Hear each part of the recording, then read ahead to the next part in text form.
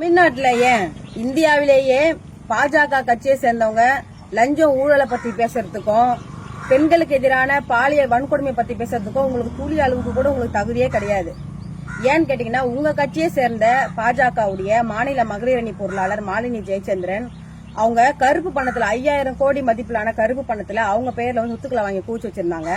எங்க தமிழர் முன்னேற்ற படை கட்சி எங்களுடைய செலவுல நாங்க வெவ்வேறு கிராமத்துல வெவ்வேறு பத்திரங்களை கண்டுபிடிச்சு சுமார் 500 பத்திரங்களை எடுத்துன்னு போயிட்டு சென்னையில உள்ள நுங்கம்பாக்கம் வருமான வரித்துறை புலனாய்வு இயக்குநர் அலுவலகத்துல நாங்க ஒப்படைச்சிருக்கிறோம்.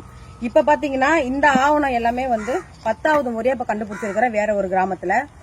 வருகின்ற வெள்ளிக்கிழமை 7/11/2025 வெள்ளிக்கிழமை காலை 11:30 மணி அளவுல ஐடி அலுவலகத்தை நாங்க புகாரா கொடுத்து இதை ஒப்படைக்க போறோம். இடியில இருக்கக்கூடிய அதிகாரிங்க ஐடி ஆபீஸ்ல இருக்கக்கூடிய அதிகாரிங்க நீங்க பத்திரத்துங்களை கண்டுபிடிக்கவே தேவையில்ல. நாங்க ஏற்கனவே பாஜக கட்சியை சேர்ந்த மாலினி சம்பந்தப்பட்ட பத்திரங்களை கண்டுபிடிச்சு உங்ககிட்ட ஒப்படைச்சு வச்சிருக்கிறோம். நீங்க ஒண்ணு இல்ல, இங்க பக்கத்துலதான் வேப்பம்பட்டில மாலினியோட வீடு இருக்கு.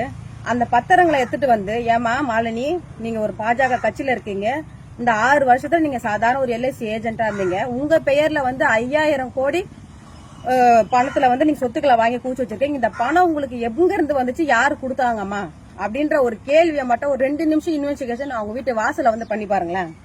மறுநாள் காலையில இடி அலுவலக அதிகாரிகளும் ஐடி அதிகாரிகளுடைய பேண்ட் இடுப்புல நிக்காது. ஏன்னு கேட்டீங்கன்னா இன்னைக்கு தமிழ்நாட்டுல மூல முடுக்கல எங்கெங்கயோ இடி அதிகாரிங்க எல்லாம் சும்மா இங்க ரைடு விட்டுன்னு ஜோக் காமிச்சுருக்கீங்க.